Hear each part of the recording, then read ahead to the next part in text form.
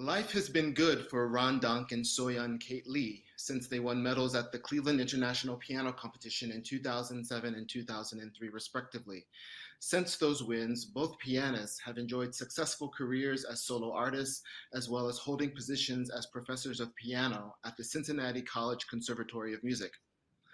Our listeners will have the our listeners will have the chance to relive a treasured 19th century concert experience when this award winning duo performs Liszt's storied and epic transcription of Beethoven's Symphony No. 9 in D minor, Opus 125, for two pianos, as well as the two piano version of his tone poem, Les Préludes.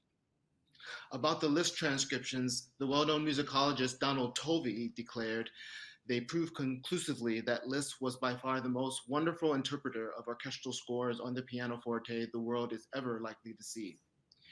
So I invite our listeners to come and witness the birth of Liszt's novel pianistic effects in a series covering all the Beethoven symphonies in these rarely performed transcriptions. So I'd like to welcome Soyeon and Ron. Welcome. Hi, Hi. thank you for having us, Kazim. Yeah. So the repertoire for four-hand piano is, of course, humongous, and especially with respect to arrangements of orchestral works. And I think we can all agree that Liszt's transcriptions are among the best. What is it like to perform such a massive transcription like Beethoven Ninth? Yeah, this is one of the most popular pieces in the repertoire, and how does that influence your performance? um, well, it is a daunting psychological, emotional, and quite a physical task. Of course, you know this from conducting, but this is not the piece. The original piece itself, of course, is so massive, but when you add to it probably the best pianist in the history of piano playing Yes. transcribing this work, and you probably know this, of course, but he transcribed 1 through 8 for piano solo. And we've dabbled at those before, but for the Ninth Symphony, of course, he felt like he needed the use of more than 10 fingers. Yes. And so it's it's a gigantic undertaking on so many levels. And but it feels like a journey at the end when you're just sweating and you just have absolutely no energy left to do anything else. So we're really looking forward to it, and we're really excited about the piece that we're pairing with it too, because it wasn't a piece, at least that I was that familiar with. Oh, And you didn't know the prelude. Okay. yeah, and I just find, Liszt's ability to, Liszt sometimes gets a bad rep among pianists sometimes, but his ability to create orchestral sounds at the piano is, I think, second to none. And so we're really excited to present these two pieces. Yeah. So, Absolutely. Well, no, that's very true. Yeah, look, I know that, in reading about Liszt's journey as far as doing these Beethoven transcriptions, I know that he did not want to really do the ninth originally for solo piano because he did not feel he could really do justice to the choral component, but Breitkopf finally sort of convinced him into finally doing it. So no, that's very true. But I'm curious, like with the two of you, did you have to sometimes take tempo considerations in your interpretations? So often conductors and orchestras, they always kind of have to discuss this subject of Beethoven's metronome markings with the symphonies and how fast they are. And so did you find that you had to adapt some of your tempo in order to accommodate the fact that you're playing pianos quite often or very rarely? Um, it really is. Well, some things are basically almost unplayable at the piano, and that's true for all the Liszt symphonies. If you look at the Fifth Symphony, for example, there's just simply no way that a pianist can actually reproduce the tempo that an orchestra can play this in. But in the case of the ninth, sometimes we can do things that orchestras would actually struggle with, even with these very, very fast metronome markings, just because of the way that it's written. It's always kind of it's an adaptation thing, but most importantly, I think it's a question of what we feel works best. It's really an Mm. interpretational question. We're willing to push ourselves as much as we have to, if we feel like this is the right thing that we're pushing ourselves for. Um, the question of Beethoven metronome markings is highly, highly controversial. I'm putting it mildly. Um, Yeah. and that's in the symphonies, of course, and that's also in other pieces that are not just the symphonies, but in the symphonies, that's really when it comes to the forefront. And I think we're trying to do the best because we have to. It's not always a question of just those metronome markings, but the fact that now it's being rearranged for two pianos, and the sound world is entirely different. And as you would know, when you change the sound world, tempi have to follow. You can't Right. just blindly play the same tempo because that's not the actual vision. So we're able to do certain things that the orchestra can't do, but at the same time, there are certain things, of course, many things that the orchestras can do that we can't. So certain elements of sustain, for example, that we Yeah, will with have in to move lines. in order for something not to feel like it's falling apart. Um, that's something we have to consider. So it's a creative game, and there's a lot of balance that has to be made here between trying to be authentic and making sure that something still sounds good. Oh, okay, good, great. Um, Now, I'm curious, like, so for instance, when he indicates, I mean, so often in the score, he indicates what instruments are playing, winds versus strings. And I'd love it if you could sort of give some insight to the listeners about how that affects how that affects your pianistic approach to certain lines. Um, well, when the winds play, what we have to do as pianists is we have to have a much more direct sound in terms of attack, and probably our sense of pedaling changes too, of course. So when the winds are doubled, you know, there is a sense of legato that is not the same as a string legato. Mhm. And so I think pedaling is the most important in terms of how we approach those things. And if I can show it, you know, when it's the wind, it really is a direct sound because you know what's so challenging about playing anything on a piano is creating this illusion of legato. And in a way, it is an illusion, right? And so the attack has to be done in a way where um, what we have to work with is either a very fast, quick attack or a attack that's slightly longer that has a more follow through with the arm. So I don't know if that's getting too technical, but No, we not really at all. have to work on that when we know that this is something that's being sustained by the strings. We have to literally attack the note differently in order to at least also create the illusion of sound, right? So that's a very interesting question, and it comes up a lot. You know, we've played Rite of Spring many, many, many times, and the question of how, like we just mentioned, the tempo, it's just simply things that we just cannot do that a orchestra would be able to do. But there are many things because our attack can also be much more in some ways violent, you know, or yeah, and or shocking. And so we're it's an art of interpretation on its own, you know. So do you want to Yeah. talk about some other Well, attacks if I can piggyback on this, I think there's this just Please. idea that I think when we're approaching this, we have to orchestrate everything at the piano. But in some ways, this is not new to us because when you look at Beethoven sonatas, for example, you're going to have to think very often in a similar way because with many of these composers who are not piano only composers, and even with those such as Chopin, Chopin? um, you could immediately detect that they're emulating a different instrument, or of course emulating the human voice, and the approach would be entirely different then. The approach to timing, the approach to articulation, as Svena said, the approach to pedaling is going to have to change. So all of these things are kind of part and parcel of what we do anyways when we look at any score that we get.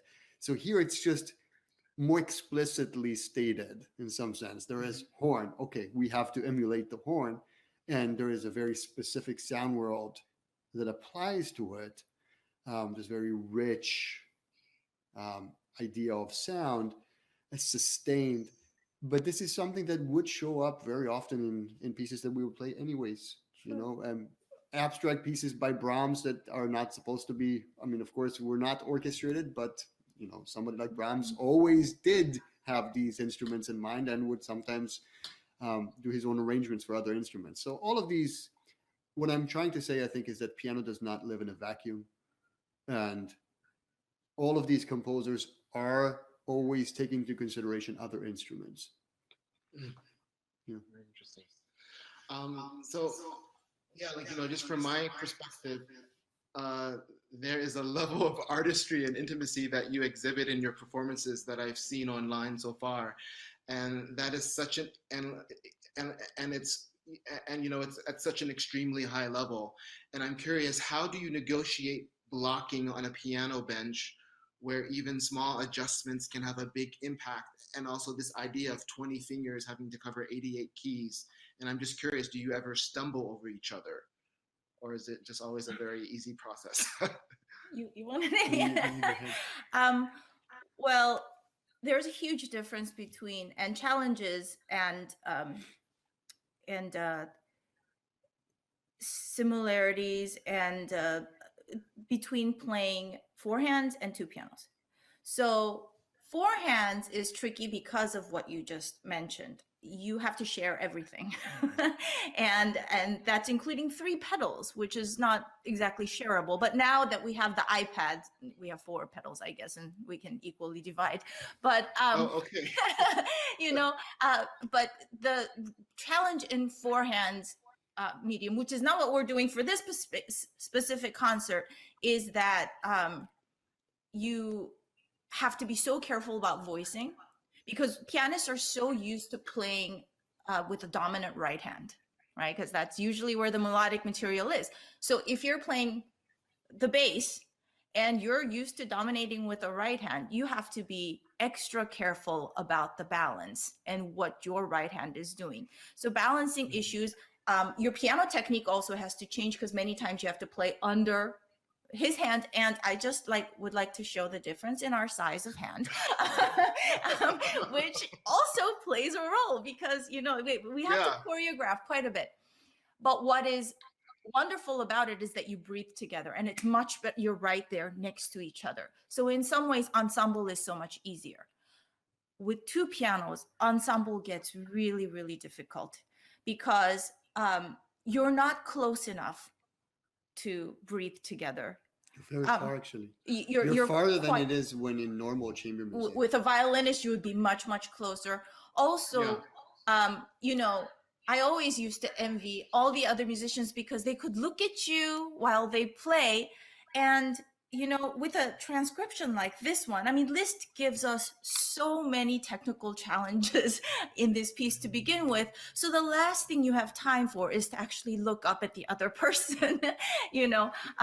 And so there has to be, obviously, it has to be rehearsed very well. But, you know, in our case, we feel very lucky, because by now, even though we're very different as individual pianists, we've really over time learned to breathe together in music, and we kind of already anticipate what the other person is going to do.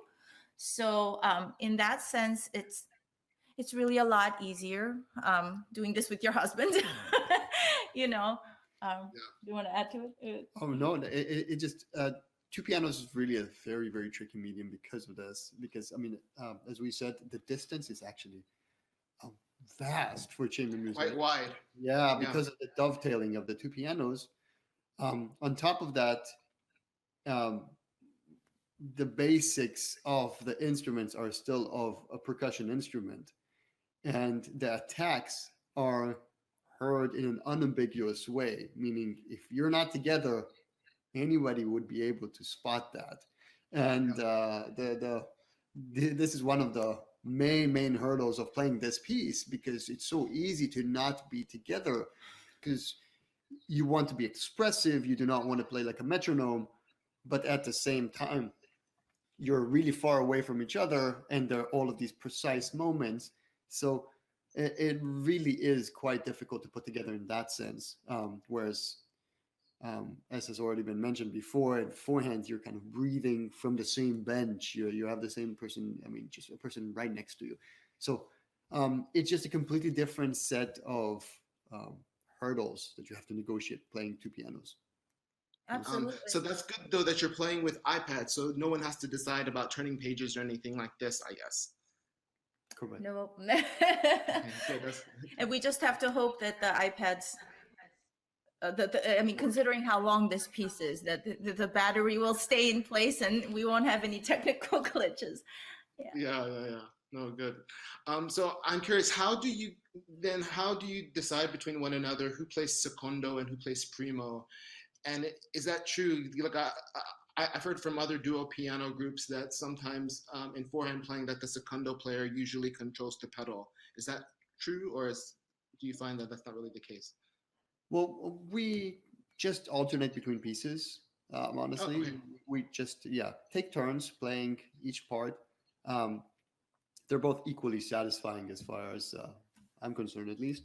Um, I will say that to your question about the forehands, um, we the pedaling issue is, I think, thornier um, than just simply giving it to the secondo player, even though that's kind of that's the tradition, because the melodic line, which is usually played by the primo, that is um, has much more, many more nuances and inflections than the seconda part.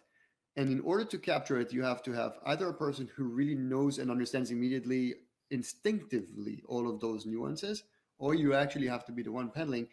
Um, so we by now we really understand each other's ideas and ideas about musicianship. So I think we can both pedal for each other, but we will go by whatever works best. We're very utilitarian in that sense.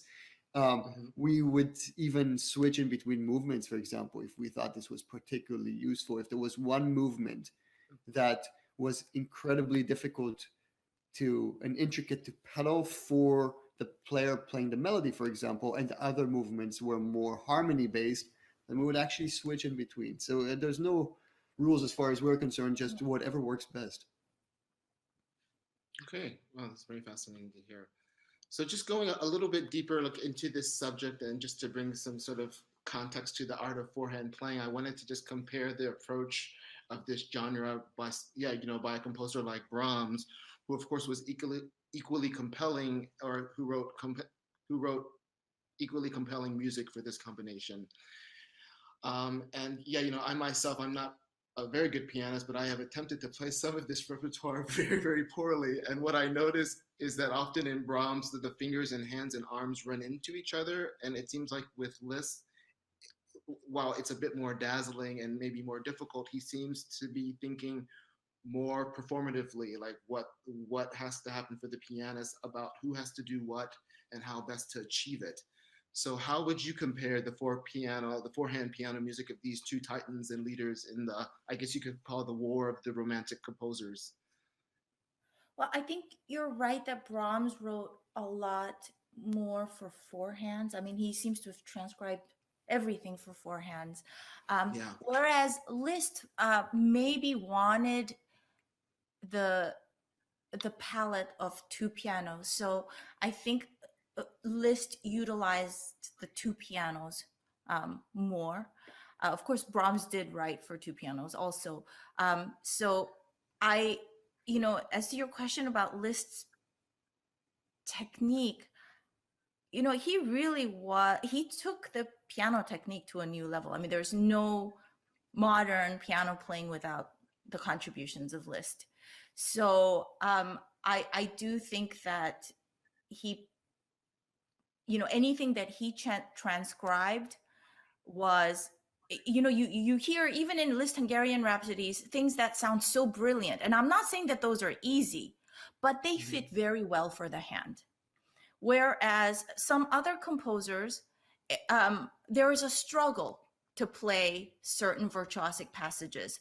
So I think maybe it's a question of Liszt just being such a phenomenal pianist, with such technical gifts, that Mhm. allows us to approach it in a way with more ease, because it's written from such a pianistic point of view, where maybe I don't want to put Brahms down at all, but but I think that his technique was probably more based on what was around his contemporaries at the time, and it was really more sound based for him. It's these things that he wanted to hear, like Ram mentioned, these orchestral sounds, things that we have to make happen at the piano. So probably that's why you probably felt like maybe there was a little bit more just pianistic challenges Okay. in putting that. The challenges are completely different. Yeah, no, I can imagine. Yeah. Do you want to? Oh no, Okay. I agree. I think it's just Brahms had his own vision of what piano sound was like, and his technical hurdles really kind of respond to that. He also had somewhat idiosyncratic idea of piano technique. It's very bass heavy, and some of these things that he writes are actually extremely challenging. And they're not written in the same kind of way as Liszt would write pieces that he would want to play after. He would perform in recitals, and he knew he was writing for himself. So everything he wrote, as difficult as it could be, he wanted to play. Brahms sometimes wrote things so other people would play them, and that's a very different thing. Not that he didn't play the piano, not that he didn't play his own pieces, but it's very different as a composer when you're writing for other people. It's much easier to write things sometimes that are uncomfortable, because you're not going to have to play them. They're going to have to struggle with this. Whereas Liszt had to play every single one of his pieces. Yeah. So Yeah, no, so he probably wanted to make sure it was easy for him to just be able to execute. No, that's and very true. yeah, it's not so much a question. I mean, he still wrote some of the most difficult pieces for piano. I want to make that clear. It's just, as I answered before, this is just, it fits the hand. It makes sense for a pianist. It kind of extends and builds on what pianism is about, whereas Brahms can write something that just goes directly against it. And he's, famously, when he wrote his violin concerto, he wrote, it was described as a concerto against the violin. So I think Yeah. it's a similar kind of idea. Okay, interesting. Now, I'm curious, do you keep some of his same fingerings, or do you often change them? And does it help to see his suggested fingerings? Does that help or hurt for you? Liszt? He doesn't write, he doesn't suggest many fingerings, unfortunately. Okay. He usually reserves it just for very particular passages when he wants Okay. a particular effect. In the symphony, for example, there are a few places that he wants, at least in my part, he wants me to play just 5-5-5-5, which would be a little unusual, but it seems clear that he does that whenever there is a portato moment, and he doesn't actually want it to be entirely legato or to be entirely comfortable in a way. He wants to emulate some kind of a feeling of that, as I said, the portato or spiccato. So this is, it mostly is in moments when he's trying to have a special kind of sound world in mind. I also do want to add to that, in reference to 555s, it of course it very well could be that, but I do want to point out that Liszt's piano was much, much lighter than the pianos that we have today, especially if you're playing on a Hamburg Steinway D. So I think that is also something to consider when we interpret his transcriptions, because as phenomenal of a pianist as it was, sometimes I wonder, well, if you had to play on a modern Steinway, how maybe would he have done things differently? Because I hear when we hear recordings, from the early 1900s, and I just feel like, there's this lightness of this golden age pianism, and it's very hard to replicate on a modern instrument. for just very physical reasons, the mechanics of the piano. So that is also something that we have to consider and be flexible about when approaching this. Yes, and this is something that I think you would probably know really well when trying to replicate, even once again, going back to that question of tempi in the Beethoven symphonies. Well, the tempi would also be directly influenced by the instruments themselves. If the instruments are different, then you have a completely different approach. The hall, if the hall is different, then you have a different approach. All of these things are, once again, a part of the vision. So that's why I always find it trapping to just look at the metronome marking and say, well, this is what it is. It's it shouldn't veer from it at all, because all of these things are based on a very particular set of circumstances.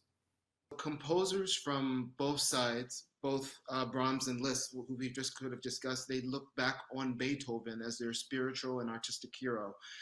And, we could say that Brahms sort of saw him as an unsurpassable peak and Liszt as a new beginning in music, I guess you could say. And one thing I like very much about your program that you've made for us and that you're presenting is the connection between Beethoven and Liszt.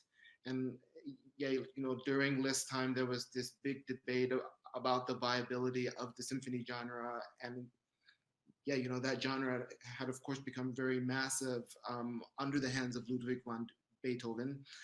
And it went just from being something that was just social entertainment to like being a genre that could actually make a social and political statement. And so then you have someone like Liszt who had associations with Wagner, and yeah, and he just sort of naturally favored new styles and writing and forms. And so yeah, he's often thought of as being the father of the tone poem. So I'm curious, since Les Preludes is one of his most famous tone poems, and since it's his own transcription, does Les Preludes, does it seem more naturally written for piano from your perspective? That's a very interesting question. Um, I would say that I would equivocate on the answer, because there are moments that feel very much like a pianist has conceived this. And I think it's important to remember that the very majority of composers in the 19th century, whether they were good pianists or not, did conceive their pieces at the piano. No, Um, that's true.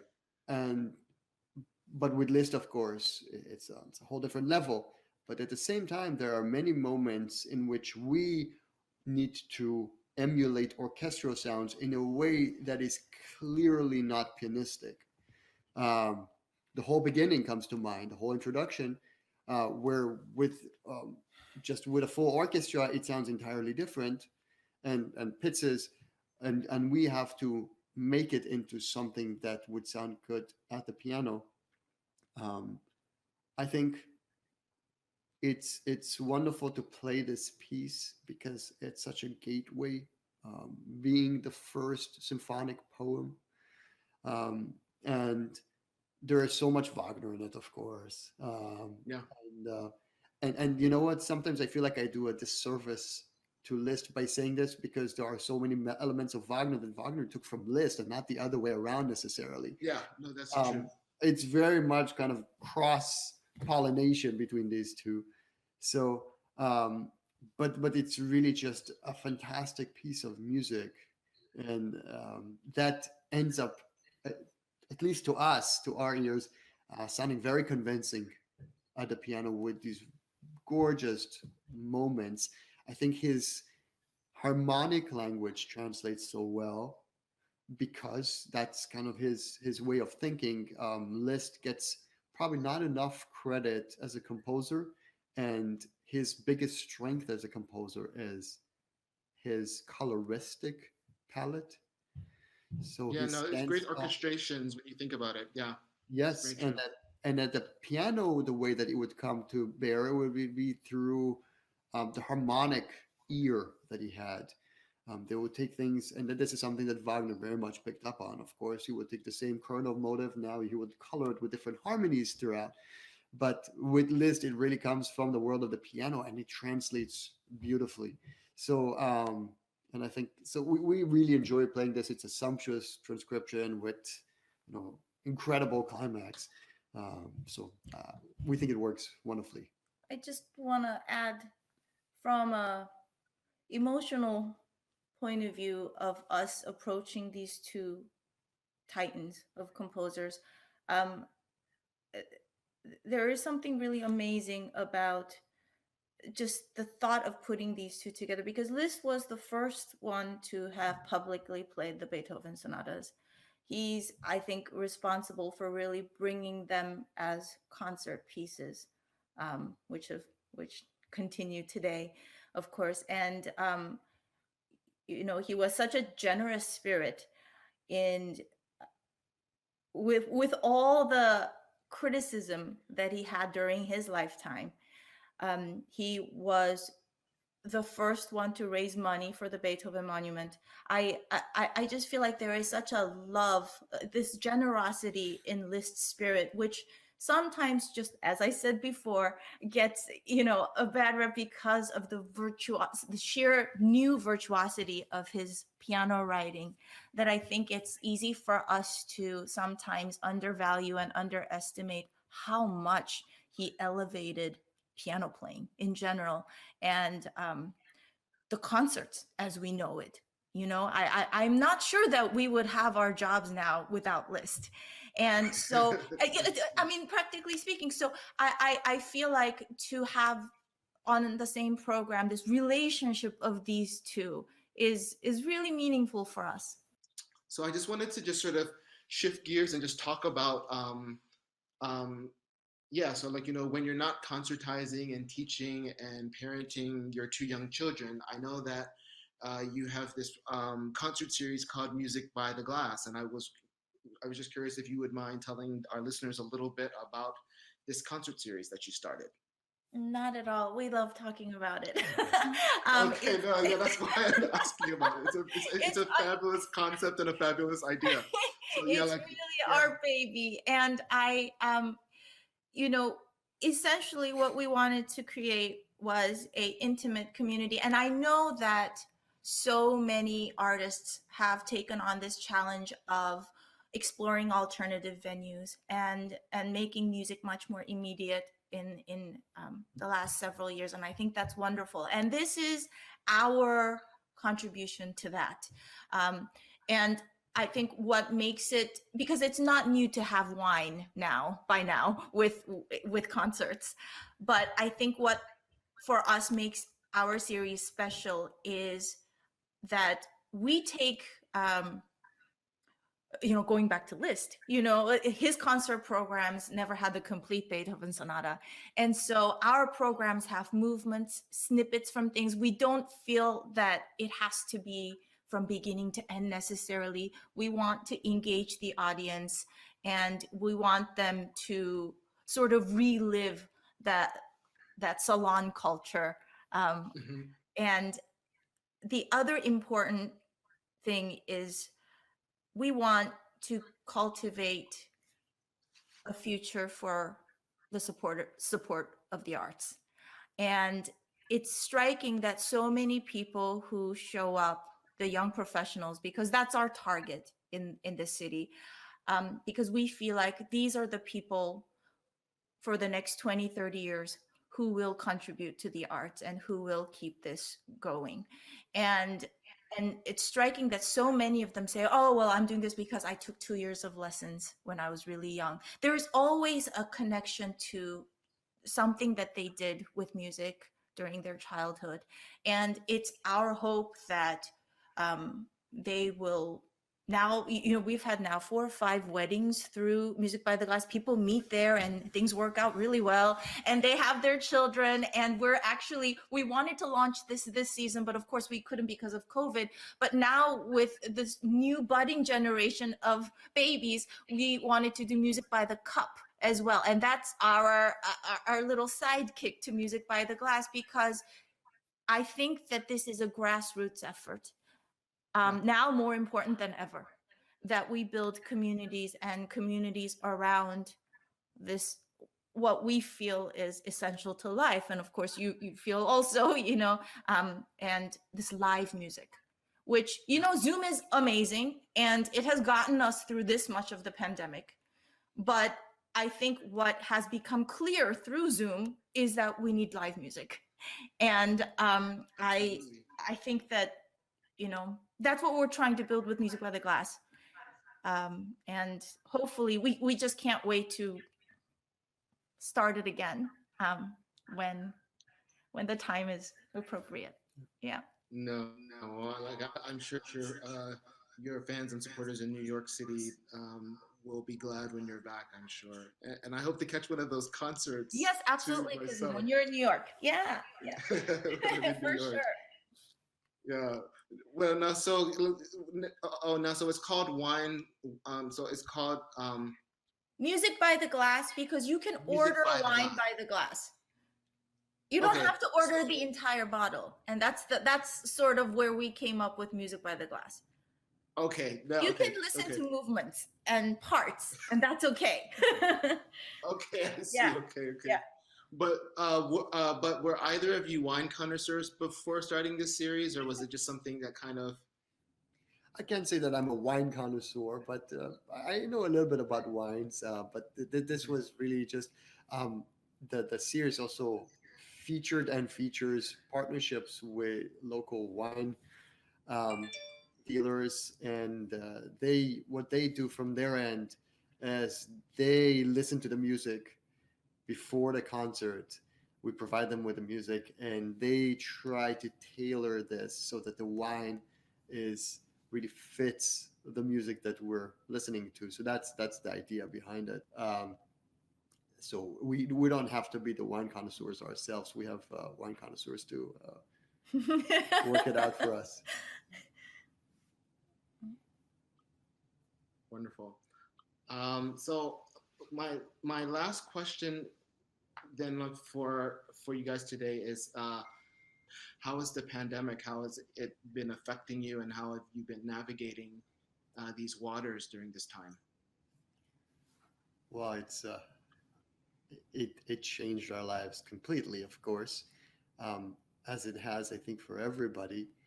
Um, I think the performing arts, and I certainly don't have to tell you about this, but the performing arts is one of the fields that was hurt the most by the pandemic, and one of the fields that was hurt the most and still remains injured, wounded by it, because there doesn't seem to be any uh, clear resolution in the near future, at least.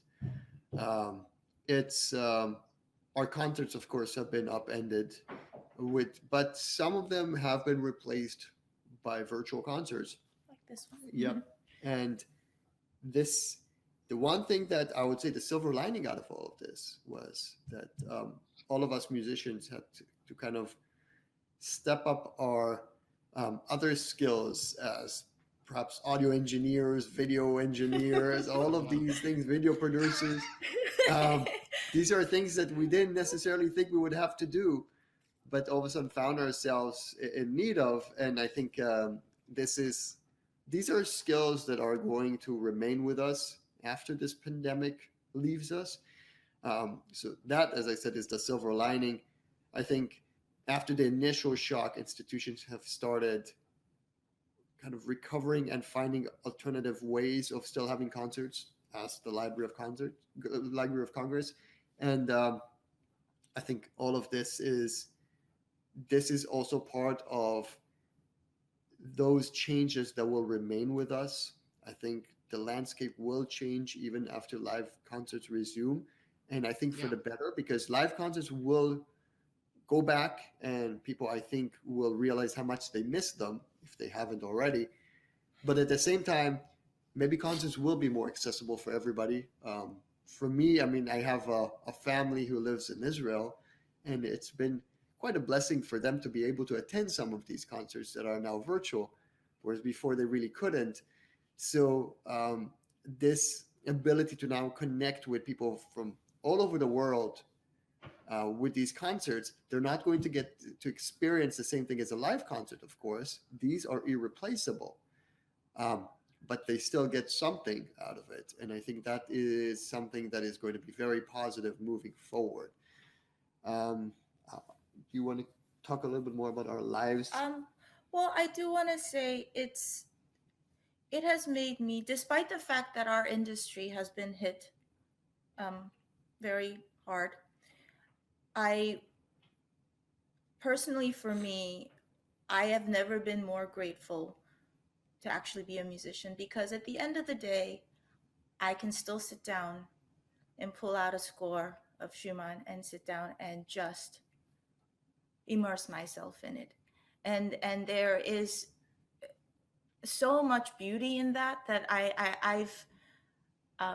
I've been more grateful for the job that we have, the profession that we chose to undertake. And I believe that we will recover, probably slowly.